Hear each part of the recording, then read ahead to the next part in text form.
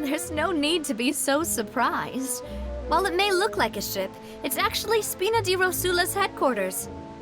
My father was the one who asked for it to be built like this. Perhaps our taste in exterior design is the only thing we occasionally had in common. A gigantic and glamorous ship embodies discovery, opportunity, ambition, and conquest. It symbolizes Spina di Rosula's bright and limitless future.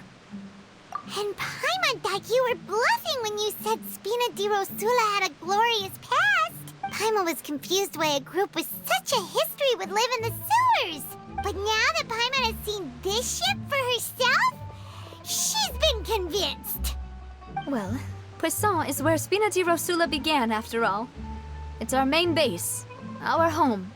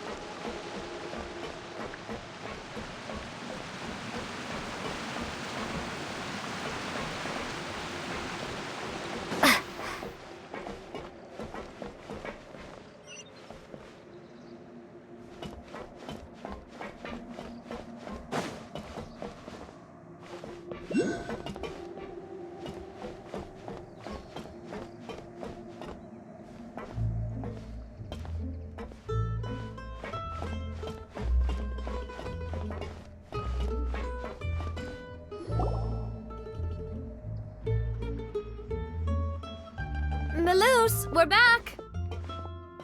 Apologies for the wait, demoiselle, and our most important partners. You said before that you still had some business at the court. What brings you back to Poisson so quickly? About that. It's because my partner here reminded me of something really important. You see, you still remember, right, Melus? On that night, it was raining?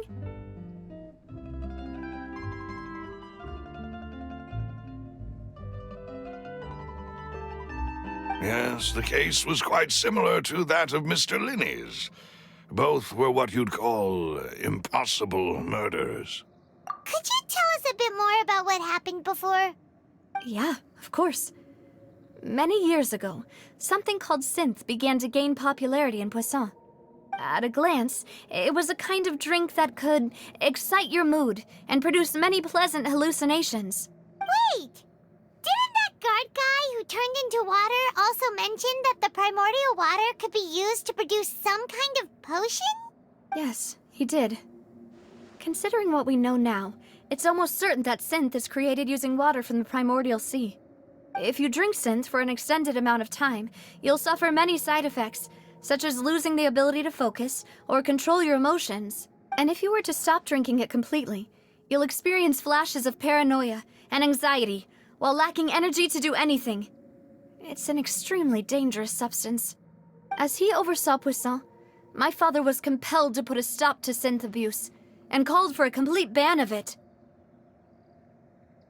Boss's uncompromising attitude incurred the synth vendor's wrath, but no matter how much they threatened or bribed him, he refused to yield.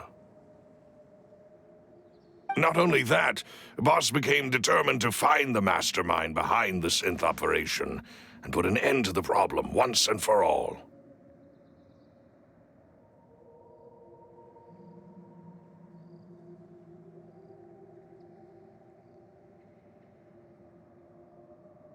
Yes, but the enemy was very cunning. So he could never get anything out of the dealers, all of whom only sold the stuff and weren't privy to the rest of the operation. Recognizing that, my father decided to contact the dealers in secret and cultivate personal relationships with them. Finally, He was able to convince someone to become his informant. The man's name was Jacques. He felt greatly ashamed about his work after seeing many families destroyed by synth abuse. That night, my father hosted a banquet at his countryside estate.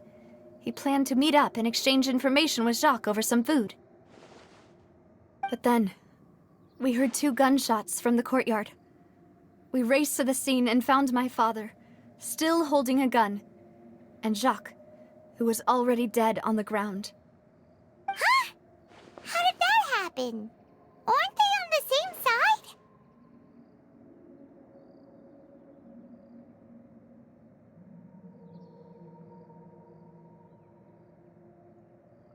Sounds just like Lenny's case, doesn't it? In both cases, the culprit seemed obvious, but neither appeared to have any motive at all.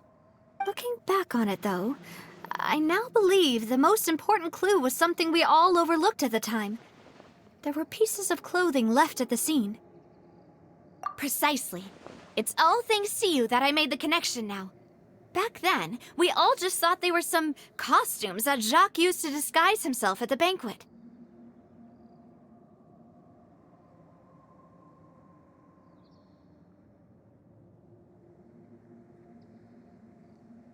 But, considering it now, it's almost certain that they belong to a third person at the scene. With one extra person, we'll also need to reconsider why the 2 shots were fired. You're right. We still don't know what happened. But my intuition tells me that we're on the right track to figuring it all out.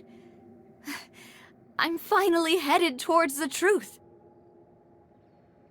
Jacques was an empathetic man who was infinitely remorseful for his past actions. It's unlikely that he turned on Boss with 0 warning.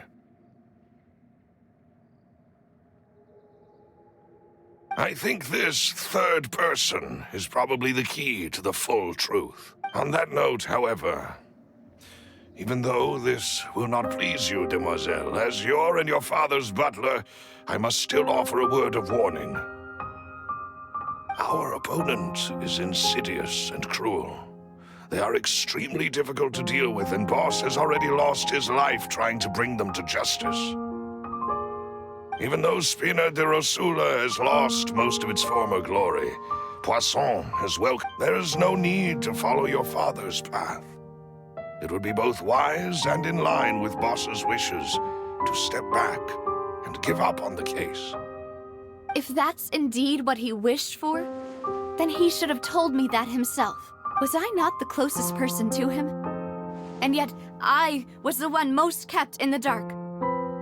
What was the point of him dying without sharing any of the secrets he knew? Did he manage to protect anything in the end? Synth is still here. Callus the Unfaithful is still his epithet. And Spina di Rosula is barely getting by. Nothing has changed.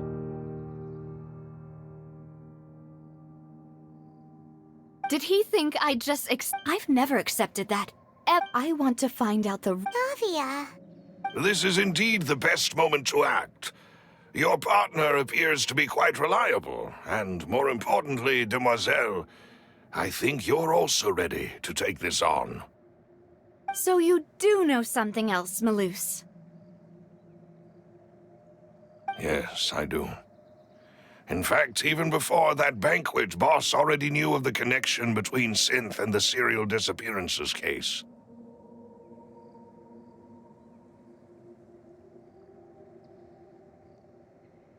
But what drove all the tensions to the boiling point was the revelation that you, demoiselle, had been selected as the next target to disappear.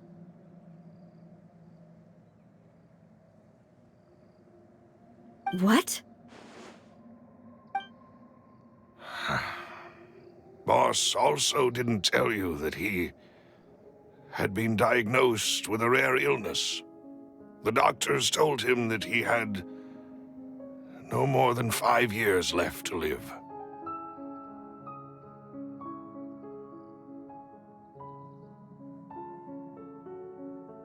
And the serial disappearances case caused him great anxiety.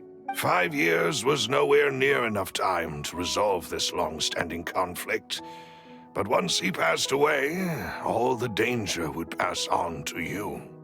Knowing all of this, he decided to use one final intimidation tactic before his death. He claimed to have already gotten his hands on some key incriminating evidence for the other side, and even told some members of Spina di Rosula about the details. But as long as you remained safe, he would not share the evidence with the public.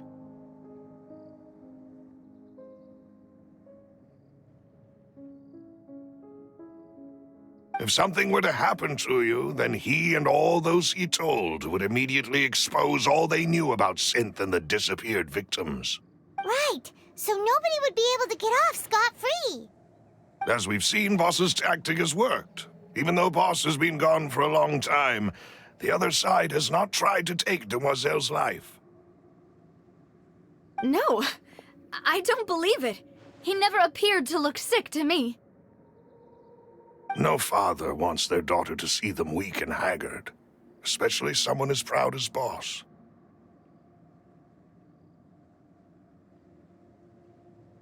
To him, dying in a duel and suffering lasting dishonor as the unfaithful were still far preferable than losing face in front of his daughter. So he chose to die in silence, so that he could protect me. I'm afraid you're not understanding this correctly, Demoiselle. What Boss wanted to hand to you was not a parasol, but a sword. If Boss's spirit could hear you telling me that you want to find the answer for the sake of everyone involved, I'm sure he'd be extremely proud. That fool. Couldn't he have just given it to me straight? No. He might have set up everything precisely because he never thought I'd be able to understand him. Is that the amount of confidence he had in me? And what if I was never able to make it to where I am now? Yeah. I suppose that's true. With the way he'd set things up, if I had wanted, I could have, but thankfully, he rarely talked to me about complex matters, and thus understood little of me as a person. In this case, he really didn't need to give me an easy way out. Malus, what was the key evidence that he shared with you? It's the location where synth is produced. Essentially, it's the enemy's headquarters. When he was threatening the enemy, Boss didn't share the specifics of the incriminating evidence he found. But if you want to use it against the enemy, you'll still have to take several things into consideration. Why? If we know where the place is, can't we just go storming in? You mustn't forget that we're fighting against a mysterious and dangerous organization that's been in operation for decades. There's no telling what might be lying in wait at their headquarters. We also have no idea what kind of evidence we may be able to find inside, nor what people we may be able to capture. But a single visit to their headquarters would be tantamount to a formal declaration of war. The worst case would be that we leave empty-handed, but also open ourselves up to full retaliation. Then, in that case, why not work with the Fontaine authorities? Well, you saw one of them dissolve during Mr. Linney's case. We have no idea just how thoroughly they may have been infiltrated. Huh. That's true. Seems my father really had no choice. But things are different now. It should be a lot easier to prove the other side's guilt, now that we've connected Synth with the disappearances case. You sound like you've put a lot of thought into this, Malus. I am the butler, after all. I live but to serve the boss and Demoiselle's will. I've always been willing to take on any kind of risk for your sake. But considering my relative lack of ability, I've spent my time keeping secrets, performing basic investigations, and waiting for the right time to come. Thank you for all of that, Malus. Have you discovered anything new in the past few years? Let me think. One conclusion I came to was that the enemy must be quite familiar with Spina di Rosula, or at least have an informant planted here. When I announced orders to the organization's members on Demoiselle's behalf, I used to deliberately keep a few people in the dark and observe the reactions of the synth vendors. If the vendors didn't change their plans, then the individuals informed of our orders must be innocent. If the vendors packed up and fled, however, then someone must have given them the news. After several rounds of testing and investigative tracing, I've narrowed the suspect list down to 3 people. The first is Florent, Spina di Rosula's senior advisor. Huh? Florent? Yes, surprising, isn't it? He was one of the people Boss trusted the most, which also means that he was someone who understood Boss really well. Thanks to his position within Boss's innermost circle, he always knew our upcoming plans and could thus avoid capture this whole time. There's someone else like him too. Marcel, the head of Confrérie of Cabrières. Uncle Marcel. It's a guild in Poisson. Boss helped it to grow to its current size and prominence. In the beginning, they were only reselling some daily goods, but now they're one of the richest guilds around with a lot of business connections in the city. So, they're like a sister organization of Spina di Rosula? Yes, you can say that. When we were fighting against the synth dealers, they provided us with plenty of support. It's a bit difficult to imagine someone using their own money to hunt down themselves. The final suspect is Thierry, the man responsible for coordinating information between Spina di Rosula and the guards. Although the guards mostly leave us to our own devices, there are still many activities we have to report to the local authorities. Since Thierry is always in the know about our current activities, he could theoretically always plan one step ahead. I see. These are all people who I communicate with quite regularly. To think that the enemy we've been fighting against has been right next to me all along, among those I trust the most. It's almost too hard to believe. If you want to investigate them, please take every precaution to not alert the quarry. Judging from our experience, the enemy is extremely cautious. Of course.